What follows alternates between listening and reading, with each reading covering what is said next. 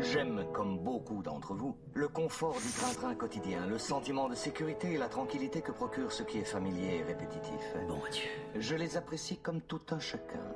Mais dans cet esprit de commémoration qui prévoit que les événements importants du passé, habituellement associés à la mort d'un individu ou à la fin de quelque horrible bataille sanguinaire, soient célébrés par de sympathiques congés, j'ai pensé que nous pourrions célébrer ce 5 novembre, jour hélas oublié, en consacrant un court instant de notre vie quotidienne à nous asseoir et à bavarder un peu.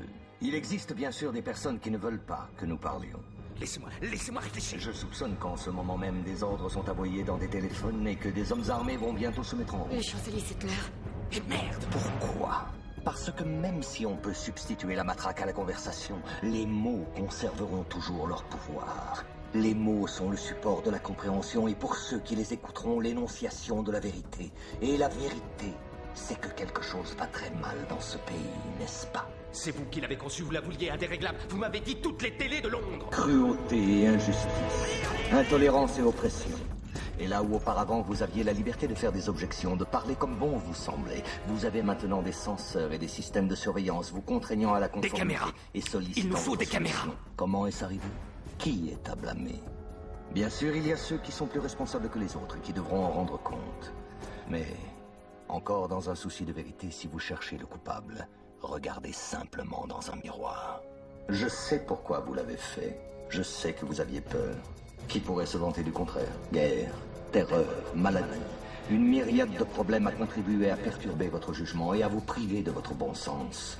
La peur a pris ce qu'il y avait de meilleur en vous, et dans votre panique, vous vous êtes tourné vers Adam Sutler, aujourd'hui chancelier.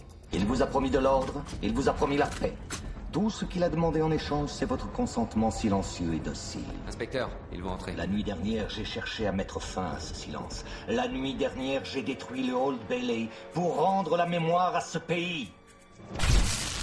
Il y a plus de 400 ans, un grand citoyen a voulu ancrer à jamais le 5 novembre dans nos mémoires. Il espérait rappeler au monde qu'impartialité, justice et liberté sont plus que des mots. Ce sont des principes. Alors si vous n'avez rien vu, si vous ignorez toujours les crimes de ce gouvernement, je vous suggère de ne pas commémorer le 5 novembre. Mais si vous voyez ce que je vois, si vous ressentez ce que je ressens, si vous désirez ce que je désire, alors rangez-vous à mes côtés, dans 1 an à compter d'aujourd'hui, devant les grilles du Parlement, et ensemble, nous leur offrirons un 5 novembre gravé à jamais dans les mémoires.